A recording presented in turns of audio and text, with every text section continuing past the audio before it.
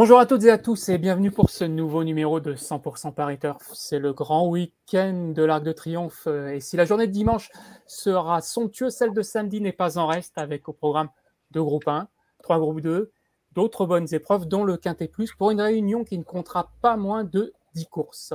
On va étudier tout ça immédiatement avec nos deux journalistes, Christopher Pellegrino et François Moreau, qui vont nous aider à démêler le vrai du faux. Salut Christopher. Comment ça va? Salut Fabrice, salut François, très bien. Salut François, comment ça va? Salut Christopher, salut Fabrice. Tout va très bien, on est Ok, prêt.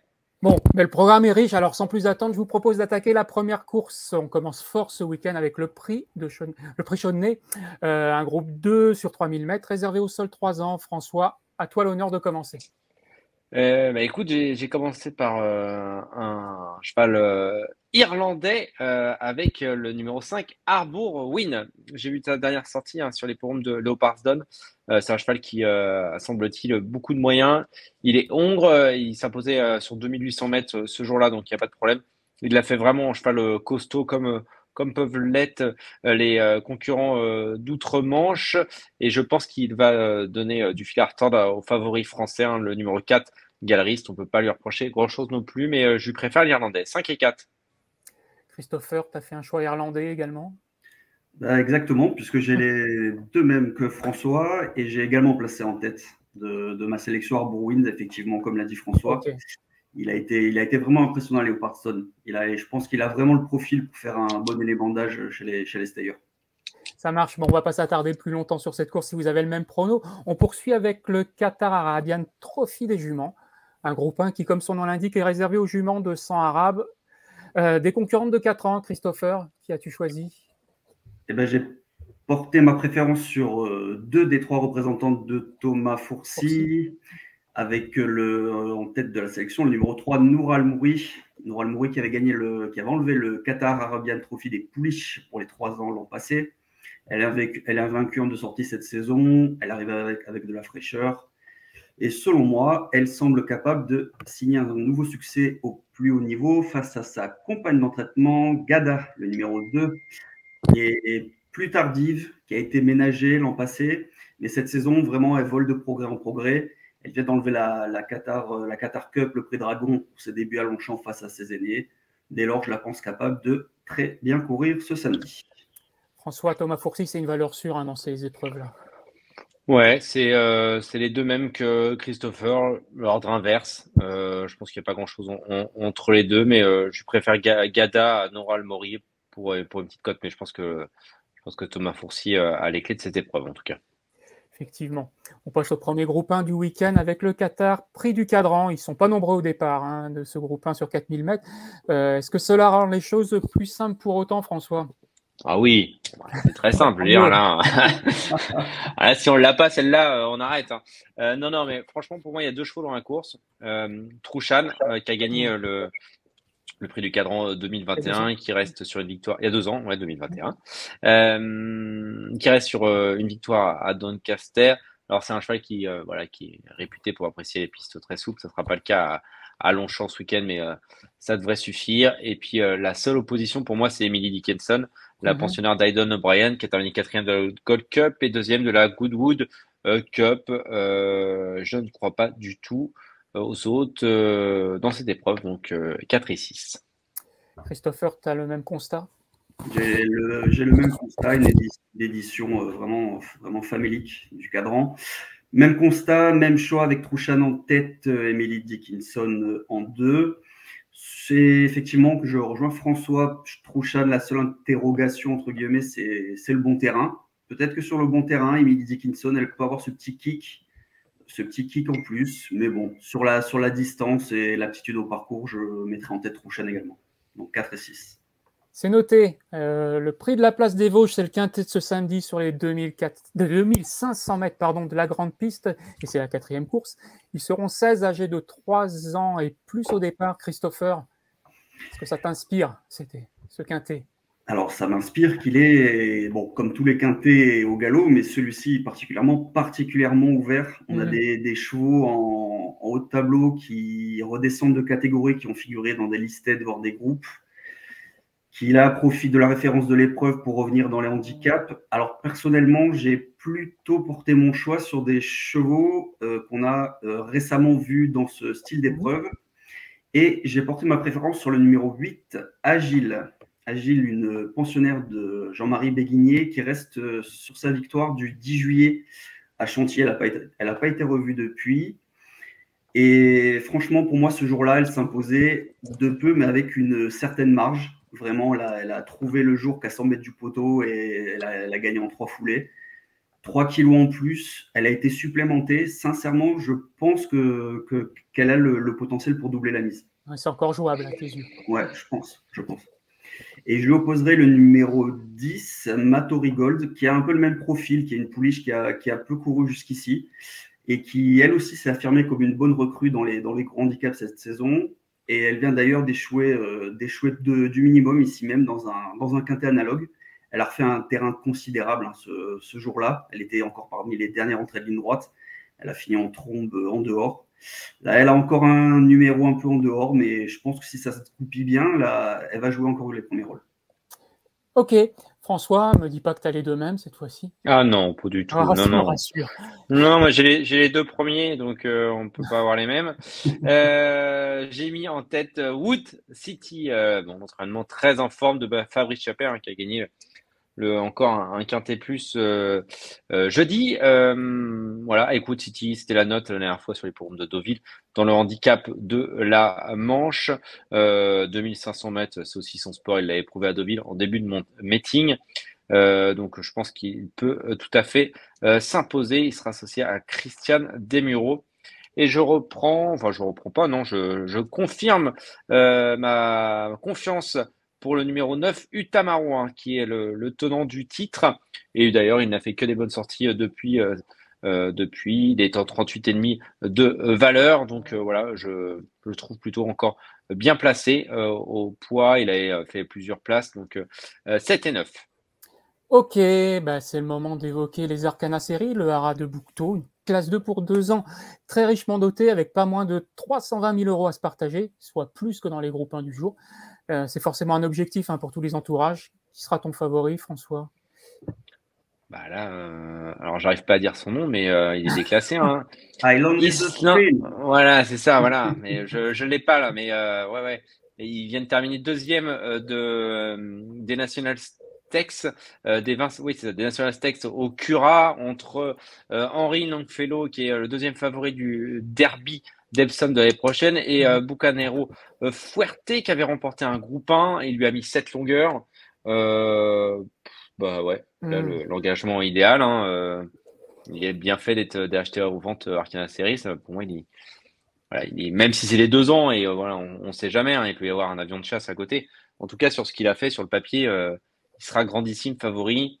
Et en deuxième place, Luz Cannon, un pensionnaire de William Agas, qui a terminé 3e pour sa deuxième sortie d'un groupe 3. Je vois pas d'autres éléments susceptibles de les devancer. En tout cas, sur le papier. Ouais, Christopher. Ouais, comme le dit François, il parlait d'avion de chasse. Je pense que l'avion de chasse de la course, c'est ce numéro 2, Island in the Stream. Je pense que Joseph O'Brien se déplace avec les plus hautes ambitions.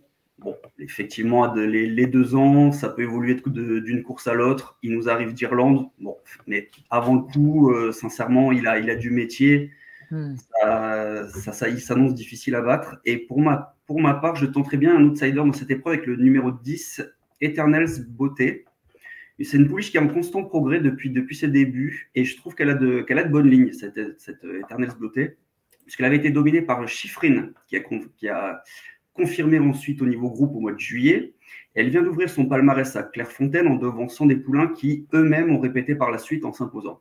Alors c'est une pouliche qui a 3 courses dans les jambes. Elle aussi, elle commence à engranger de l'expérience et je pense que qu'elle a une belle carte à jouer dans ce lot ouvert derrière celui qui s'annonce comme le grandissime favori, 2 et 10. Allez, on évoque maintenant le second groupe 1 de ce samedi, le Qatar Prix de Royalieu, une épreuve pour des juments de tenue sur les 2800 mètres de la grande piste. Christopher, la ligne du Vermeil, est-ce que tu l'as retenue? Ouais, je la reprends en confiance puisque j'ai retenu en tête de ma sélection le numéro 8, Mélo Mélo, qui a été battue de peu, d'ailleurs, par l'excellente Warmart dans le Vermeil. Et cette Mélo, elle avait remporté sa seule tentative sur le tracé des 2800 mètres de la grande piste dans le prix Gold River au printemps dernier. Donc, je pense d'ailleurs, c'est qu'elle ne sera pas désavantagée par le rallongement de la distance. Et dès lors, je la pense capable de s'imposer. Et je lui opposerai donc une nouvelle fois le numéro 7, Cecil Crowd, qui vient donc de se classer 3e du Vermeil, où elle finissait vraiment plaisamment son parcours. Elle était encore assez loin au pavillon et elle finissait vraiment en avançant dans les 200 derniers mètres. Et donc, au regard de cette fin de course, je pense qu'elle devrait pouvoir tenir les 400 mètres supplémentaires. Et donc, je lui apporte toute ma confiance. 8 et 7. François, je pense que tu as fait un choix un petit peu différent d'après ce que j'ai compris. Oui, j'ai placé en tête de la sélection le numéro 12, Sumo Sam. J'ai regardé sa dernière course à Doncaster et j'ai été complètement bluffé par cette pensionnaire de Paul et Oliver Cole. C'est la première fois, je crois, que je vois un cheval prendre une quinzaine de longueurs d'avance.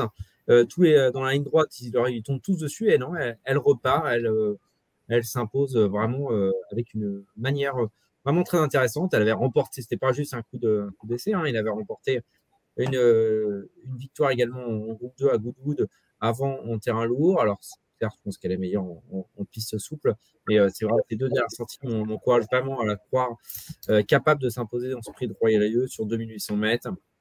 Et derrière, on est obligé de faire confiance à Mélo, comme a expliqué Christopher. Donc, 12 et 8.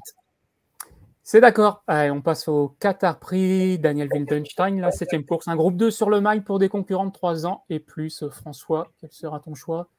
Ouais, pas simple celle-là. J'ai fait confiance à Isaac Shelby à défaut d'autre chose. Il est deuxième de la poule d'essai des poulains. Alors, à mon avis, c'est pas la meilleure poule d'essai de tous les temps, mais les autres n'ont pas forcément répété, sauf Good Guess. Mais derrière, il n'a pas vraiment confirmé chez lui. Là, il va retrouver le parcours qui lui plaît, hein, celui de Longchamp. Donc, je pense qu'il est capable de s'imposer. Et deuxième, j'ai mis Poker Face, hein, qui nous avait séduit dans le prix Quincé à Deauville. Alors, c'est pareil, hein, le lot n'était pas terrible, mais je n'aime pas trop les autres, en fait. Donc, shoot de combattant 10 et 5. Christopher, on sent que François n'a pas vraiment de certitude. Est-ce que tu es plus convaincu par le choix? J'ai des certitudes, mais pas sur le nom. Christopher, donc on t'écoute. Eh ben, j'ai les deux mêmes que François. Ah, bah, tu vois. Finalement, ça en devient une certitude. Exactement. Autant il ne touchera pas dans le quintet que là, il est sûr. Je l'enjoins à se ruer. Vers le guichet.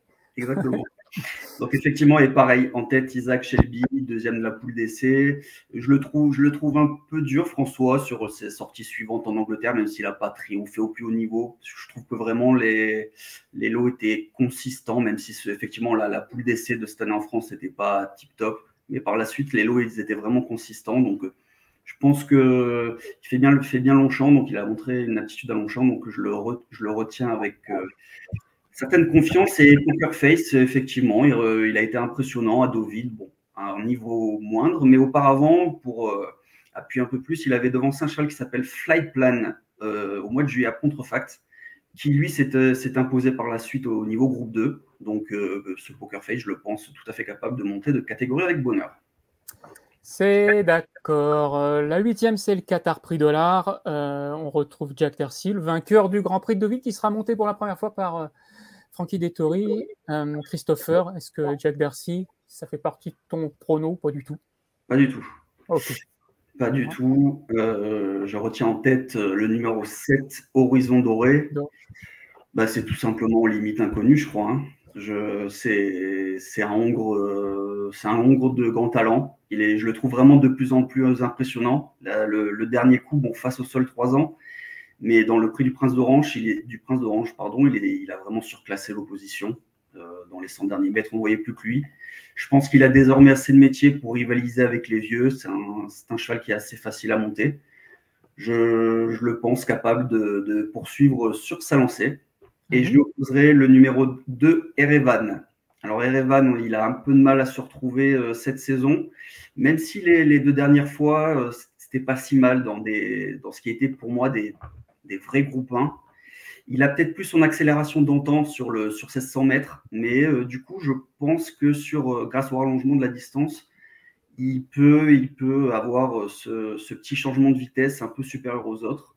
Et Jean-Claude Rouget lui met les œillères pour la première fois. Je pense que c'est le jour ou jamais pour voir Erevan refaire une grande performance. François, est-ce que tu es sur un duo franco-français comme Christopher? Ouais, j'ai jamais aimé Horizon Doré, je sais pas pourquoi. Des chevaux comme ça. Il gagne tout le temps, donc à chaque fois il me fait passer pour un imbécile, mais je vais continuer à mettre Erevan en tête. Si on retrouve le Erevan de l'an dernier, à mon avis, il Pas va photo. gagner tout seul. Ouais, j'ai l'impression que Jean-Claude Rouget tente un truc avec lui. Alors certes, il va avoir des lots plus faciles, hein. Cette année, il a couru le Jacques Le Marois et le Moulin de Longchamp, c'était pas simple. Donc voilà, je reprends Erevan. Je suis un peu d'accord, ça va être tout ou rien. Et puis je suis content de revoir Ancienne Rome, un cheval que j'ai toujours adoré et qui m'a pas souvent fait plaisir. Et là, il a changé d'entourage et ça lui a fait le plus grand bien. Il a même été gagné une course à 1 million de dollars, je crois, aux États-Unis. Et on est content de le retrouver en France. 2 et 4. C'est d'accord. On évoque maintenant le Qatar Prix de la place de la Concorde, un handicap bien doté, disputé sur le mail de la grande piste, et des concurrents que l'on connaît pour la plupart, hein, puisqu'ils sont tous disputés des quintés. François, quel sera ton jumelé? Eh bien, Tumbler, le numéro 7. Ça fait longtemps que je dis qu'il va gagner une course cette année, s'il vous plaît. Mais la dernière fois, c'était vraiment top à Saint-Cloud. C'est un attentiste qui va. Voilà, mais ça va. Je fais confiance à Maxime Guyon pour arriver au bon moment. Je le trouve bien placé au poids. Voilà, je pense que ça va le faire. Et après, Rogue Blanc également, hein, qui m'a bien plu lors de sa dernière sortie. C'était également dans la même course. Non, c'était à Saint-Cloud aussi, mais c'était pas dans la même course. Mais c'était bien aussi. Si, c'était dans la même course, je dis n'importe quoi. 7 et 2. Mais c'est pas simple. À mon avis, il n'a pas les mêmes. Bah ouais, Christopher, confirme-nous que tu n'as pas les mêmes. Ah bah si, j'en ai un avec François que je rejoins sur le numéro 7, Tumbler. Alors Tumbler, ouais, effectivement, c'est un cheval qui avait montré de la qualité à 2 à 3 ans. Il a connu des interruptions de carrière. Il a 2 courses de rentrée dans les jambes. Et effectivement, comme l'a dit François, c'était vraiment bien la dernière fois à Saint-Cloud. Il finissait vraiment en avançant dans les 100 derniers mètres. Il n'a pas trop de références dans ce genre de handicap, mais je le trouve correctement pris. Et je le pense capable de très bien faire dans un tel lot. Mais moi, ma préférence se portera sur le numéro 14, Principe. Alors, Principe, je suis mal marié avec lui. C'est l'éternel note, j'ai l'impression. Il a été plusieurs fois pris en note dans des quintés, des handicaps analogues. Il a souvent fini en boulet de canon. On le voit musarder à l'arrière et finir très vite à chaque fois. Là, cette fois, il a un numéro correct dans les stalles, un peu au milieu du peloton. Il retrouve Borzan Zabayev avec qui il signa son dernier succès. Franchement, si ça se passe bien, vu sa capacité d'accélération, je pense que s'il n'est pas trop loin à 400 mètres du poteau, je pense qu'il est capable de les transpercer. Ah, rien que ça. D'accord, bah écoute, on suivra ça avec intérêt. Ne fais pas la mouche, François, ne fais pas la mouche. J'ai rien dit. Allez, on passe à la 10e et la dernière course de la journée, le prix de la place Dauphine. C'est la seconde épreuve du handicap qu'on vient juste d'évoquer avec les mêmes conditions de course. Christopher? Eh ben, je porterai mon choix sur le numéro 5, Holyoke, un cheval qui a bien baissé au poids et qui du coup se trouve très bien placé dans cette deuxième épreuve. Il reste d'ailleurs sur une bonne deuxième place dans un quintet sur 1400 mètres. Il est à nouveau muni d'œillères, comme ce fut le cas en dernier lieu. Il est bien placé dans les stalles. Pour moi, ce numéro 5, Holyoke, a tout pour lui avant le coup. Et je lui opposerai le numéro 12, El Magnifico. El Magnifico qui représente, je pense, j'imagine, le choix de Christian Demuro, qui aurait pu monter d'autres concurrents comme Iken, avec laquelle il vient de gagner un quintet. Et El Magnifico ne le présente plus. Hein. Il avait gagné son quintet au mois de juin à Longchamp. Il vient de prouver sa forme toujours à Longchamp dans un lot légèrement moins relevé. Il n'y a aucun souci avec la distance, il est en plein dans sa catégorie. El Magnifico, je le pense capable de très bien faire une nouvelle fois. François, quels sont tes deux favoris, toi? Les mêmes. Moi, je fais confiance au numéro 4, Boulaché. On ne peut pas lui reprocher grand-chose non plus. Deuxième, troisième et deuxième de Quintet. Voilà, dans sa distance, son terrain. Enfin, voilà, il n'y a rien contre lui. Les Lerner sont en forme. Et puis moi, je reprends Iken, que je crois, voilà, il a pénalisé 3 kilos après un Quintet plus, mais je pense qu'elle a encore un peu de marge. Donc 4 et 10. 4 et 10, ok. Ben on évoque maintenant le coup sûr. Le moment pour chacun de vous de détacher un cheval. Qui a la parole? François, qui sera ton préféré? Eh bien, j'ai été dans la 6e course, le Qatar Prix de Royal-Lieu, et je fais confiance, bien évidemment, au numéro 12, Sumo Sam. Allez regarder sa course. Ouais, c'est vrai, c'est impressionnant. Christopher, tu as porté ton choix, je crois, sur un concurrent de la 9e course. Ouais, c'est ça, c'est un week-end ultra classique. Néanmoins, je reste les pieds sur terre en portant mon choix sur un concurrent qui va participer à un handicap, donc avec le 914 Principe. C'est vraiment un cheval qu'on a repéré à plusieurs reprises cette saison. Cette fois-ci, il est vraiment bien placé dans le bas du tableau. Si le parcours est fluide, il a un numéro correct dans les stalles. Je le pense tout à fait capable de mettre tout le monde d'accord à une très belle cote. Ok. Eh ben, merci Christopher, merci François pour tous ces conseils. François, on te retrouve demain car tu seras aux commandes de cette émission pour la réunion autour du prix de l'Arc de Triomphe. Je devrais même dire de ces émissions parce qu'il y aura une émission spéciale dédiée spécifiquement au groupe 1, au prix de l'Arc de Triomphe. Ne manquez pas ce rendez-vous pour bien connaître toutes les forces en présence lors de ce dimanche exceptionnel. Exactement, à ne pas manquer. Voilà, d'ici là, passez une bonne journée et rendez-vous dès demain avec François. À bientôt. Merci à vous d'avoir suivi cette vidéo. Alors pour vous abonner à notre chaîne YouTube, c'est ici. Et pour suivre encore plus de vidéos Paris Turf, c'est de ce côté.